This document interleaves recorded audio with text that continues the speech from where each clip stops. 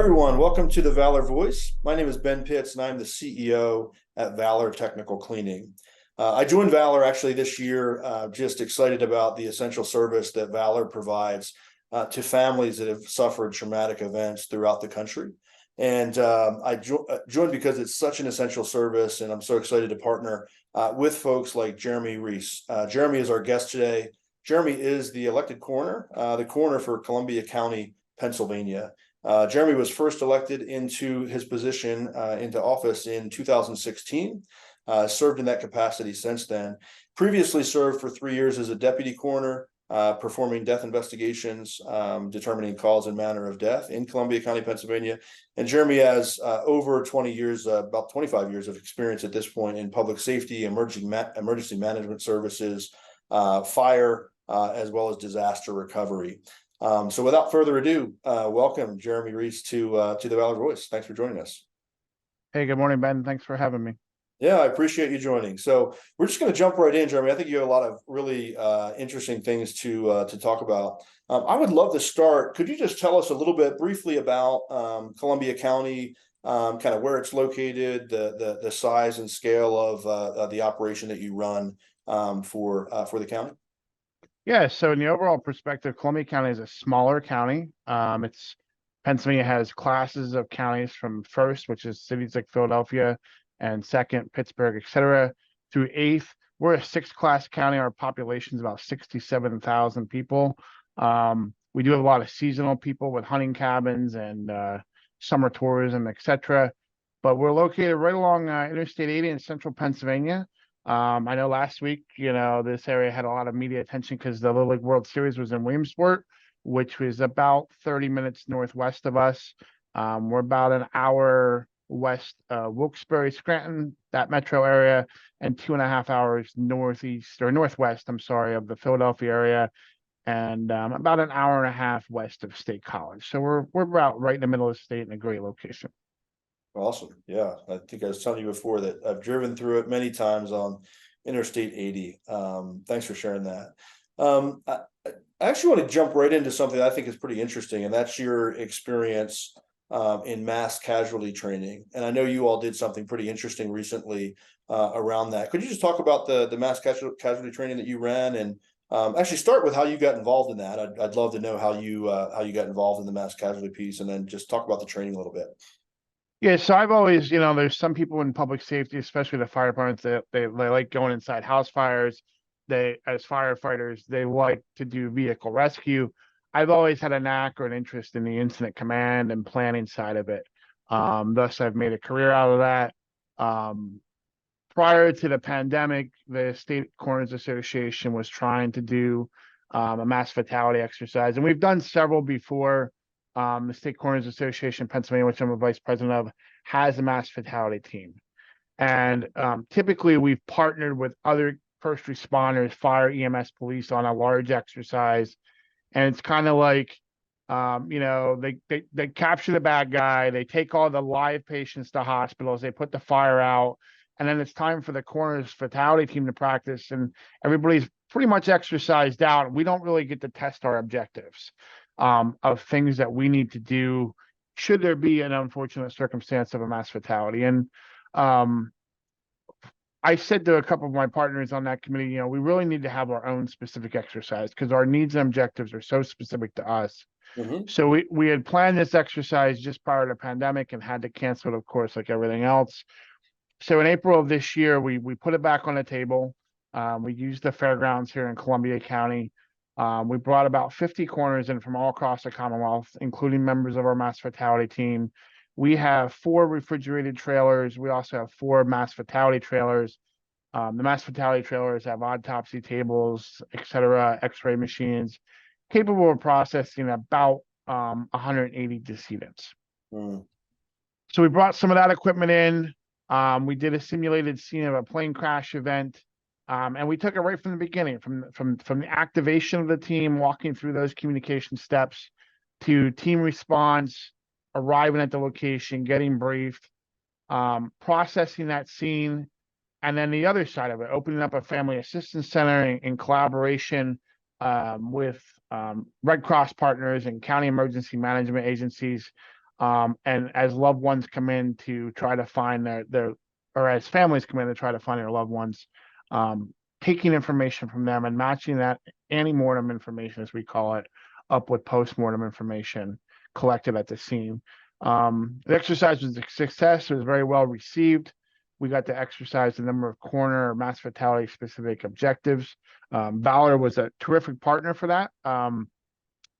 They actually helped sponsor some of our training. We're appreciative to them for that opportunity. And we look forward to probably doing future exercises moving forward, because we certainly identified some strengths and best practices. But like any exercise or drill that you do, you certainly recognize that there are always areas for improvement. Yeah, you learn. I mean, that's the whole point of training, right? Just you learn and practice so that when the real thing happens, you're prepared. And part of that preparation is being prepared for things that don't go as expected. So I know that's the case. How many people were involved in the actual training? I know you had actors that were involved in playing different roles. What was the total count, would you say? Yeah, I think we probably had about overall with partners and the coroners and the actors, I'd say we had about 65 participants. Gotcha. Again, they came from every corner of the Commonwealth. We had the Philadelphia Medical Examiner's Office there. We Wow. had folks from outside of the Pittsburgh area there. So we brought in coroner personnel from just about every section of the state, every region of the state, et cetera. Yeah, no, that's fantastic. Hopefully you don't need it anytime soon. But good training to have. Jeremy, I want to go back actually to your role as coroner, day to day and week to week. I'm actually really curious, and even this disaster response you've been in this world, either first responder or the death investigation field for 20 plus years. What's your motivation? What is actually the reason that you have gotten into it? You obviously love it. You take it very seriously. What's the motivation that drives you? So it's funny because, in Pennsylvania, we run for election every 4 years. Most of us do as coroners. And one of the questions that you get asked every time is, why would you want to be the coroner? And I don't like to say I like the job, because obviously, if I never had to work a day as in this job ever, that would make a lot of people very happy. I'm probably the only person that, especially an elected official, right, that you never want to see work. So I don't like to say I like the job. I like to use the word, there's a certain degree of gratification to it, knowing that you're helping families find answers when they often face a sudden, unexpected loss of a loved one. And that's, whether it's a newborn or, a person that's 100 years old that doesn't have any type of physician care, et cetera. There's just a certain level of gratification. And the second part is, it's an interesting line of work. There's never a boring day in my life. You never know what's going to happen when the phone rings. There's no monotony in the day. So every single decedent that we come in contact with, every death, that person has a story and their family has a story. And learning those stories about the people that reside here in the county and come through the county, it's very interesting. Again, being a small county, a lot of times you'll know the deceased, or they'll know the families or friends. And if you don't know them, you know somebody who does know them. Sure. So there's that personal contact. I think that helps the families knowing that I'm somebody from here, who knows them or a friend of them, et cetera. And there's really a personal touch with it, if you will. Mm-hmm. Yeah. Yeah, no, it's such important work. And as I stated, I'm far newer to this world than you are. And one of the things that was impressed upon me recently was, when you get into the work, it's not just about actually that family and helping them, transition and find answers. Those answers also lead to improvements in the future. I was talking to the head of one of the heads of a TIP organization, trauma intervention program, and she was telling me how she's on one of the committees for a city where all of the medical examiners get together and they review some of these findings. And I think in this case, it was related to child deaths. Yep. And it was about understanding what is causing these child deaths, which can lead to change in society. The first thing that popped in my mind was, recalls on things like cribs, which those things are identified by coroners and medical examiners that are piecing together all of these answers that come at the individual level, but then aggregate up into real change that needs to happen in the world. And that could come through a recall or all sorts of warnings and things like that. So such critical work that I think most people that aren't in this field just don't quite understand. So that's part of the reason we're trying to get the word out there and have the Valor Voice to talk about some things like this. So this is fantastic. Could you talk about and particularly I guess in Columbia County and Pennsylvania, the collaboration that your office has with the rest of first responders and teams around the county? What does that collaboration look like? Who do you collaborate with most? Yeah, I think part of the disaster planning, the coroner planning, it's a lot of relationship building, right? And it's a lot of sharing of information. One thing I've acknowledged over my career is building relationships and sharing of information is so important, so that when that bus accident happens at 3 o'clock in the morning, I know who I'm talking to on the phone when somebody calls me or I call them for a resource request or to make a notification, et cetera. We collaborate. Obviously, I'm in the fire department. I'm the chief of the fire department that I started in 1996. I have a ton of relationships across the county with fire, EMS, police. In a small county like this, again, everybody knows everybody. Every police department and just about every police officer, along with the local state police, have my personal cell phone number. They can call me at any time. We participate in our local emergency planning committee, which does hazardous materials response planning. We participate, some of the things that you just alluded to, we participate in the county child death review team, participate in an opioid coalition with sharing of data about the opioid crisis. We also participate and have a relationship with some of our elder care folks, some of our nursing homes, so that again, if an unusual circumstance exists, that they know they can call me. I have a great relationship with all my funeral directors. Again, being a small county, you have to have those relationships. So we have only a handful of funeral directors in the county, but again, each one has my cell phone. Just this past weekend, two of them had unique circumstances. They both called me to kind of confer and bounce ideas off each other, and that's what it comes down to a lot of times. No death is the same. No death circumstance is the same. Many are similar, but there's always something unique that pops up that it's good to run a set of ideas off of another person. And statewide, even, the coroners in Pennsylvania, I learned very, very early in my career, are very close knit. Pennsylvania's a commonwealth, so there are a lot of silos that operate, and even with the counties and the coroners, we do things similar, but a little bit different in each county. But at the same time, it's not unusual for me to get a phone call from a coroner on the other side of the state or another part of the state.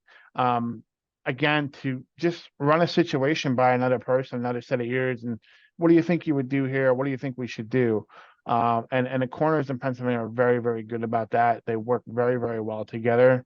I think it's another key to our preparedness should something bad happen. We're coming up on a 9/11, and Shanksville was where that Flight 93 went down, and it was a very rural county, similar to mine, and it resonates with me for some reason. The coroner there was Wally Miller at the time, and there's been a lot of documentation about how well both Wally as the coroner and the local fire department handled things. I've had the opportunity to be in Shanksville on 9/11 and interact with some of those folks, and it's just incredible to me how a small county was changed in a moment's notice, and a coroner similar sized county like myself, how he handled it and how well he was respected by the families. So collaboration, networking, it's key. It's important to me, and we take advantage of that opportunity any chance we can get. Wow. Yeah. Is Wally still he's still the coroner today? He is not, actually. He retired a few years ago. But I've talked to his successor, very good coroner as well. Again, it's all about relationship building. The minute I met him, we shook hands and talked about how similar our counties are and things like that. Yeah, man, I remember that day vividly. I was in college at West Point, training to be an officer in the Army. It was my senior year, the very beginning, and Yeah, I did before we started recording this discussion. Didn't even occur to me that you've already had a mass fatality event, in a massive one, in Pennsylvania. Wow, yeah. Um, Interesting. That just like actually gave me pause for a second. Actually, coming back to that thought, I know we've got this mass casualty event that's gone in Maui, and still today, I suspect there's lots of folks still searching for remains, loved ones looking for answers. Obviously, a really, really tough situation.